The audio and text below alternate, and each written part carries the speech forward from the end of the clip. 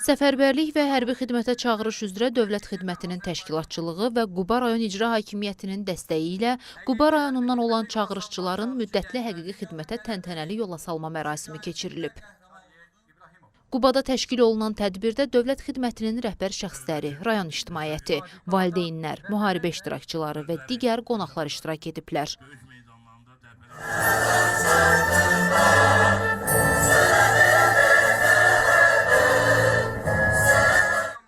Tədbirdə açılış nitqi ilə çıxış edən Quba rayon İcra Hakimiyyəti başçısının birinci müavini Tariyel İbrahimov belə tədbirlərin gənclərdə vətənpərvərlik hissinin artmasına müsbət təsir göstərdiyini bildirib. Ordunun qüdrəti, Ali Baş Komandan İlham Əliyevin rəhbərliyi altında 44 günlük vətən müharibəsi zamanı əldə edilən zəfər barədə də danışan icra başçısının birinci müavini çağırışçılara uğurlar arzulayıb.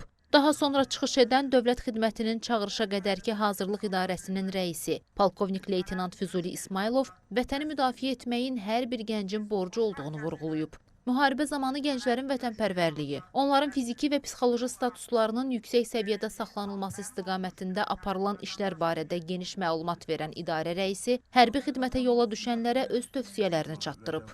Dövlət Xidmətinin Quba rayon şöbəsinin rəisi polkovnik Yasin Aşurov da öz növbəsində qalib ölkənin ordu sıralarında xidmət etməyin şərəfli olmasından danışıb.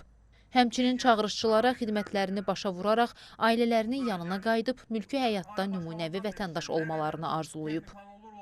Əlbəttə ki, bütün valideynlər kimi mənim ürəyim fərəh ilə doludur. Bugün övladımı hərbi xidmətə yola salıram. Arzu edirəm ki, bütün övladlar, əskərlərimiz ləyaqətlə xidmətlərini başa vursunlar, vətənə xidmət eləsinlər. Bütün Azərbaycan gənci üçün bugün orduda xidmət eləmək ən şərəfli vəzifələrdən biridir. Və biz bu zamanında bu yolları biz keçmişik. İndi bir daha fəxrli bir anlarımızdır ki, indi övladlarımız bu yaşa gəlib çatıblar. Dövlətimizə, vətənimizə qulluğa yollanırlar.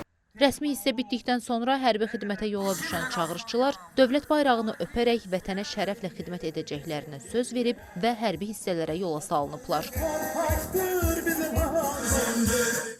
Qeyd edək ki, analoji tədbirlər ölkənin bir sıra rayonlarında təşkil edilib və növbəti aylar ərzində davam etdirilməsi nəzərdə tutulur.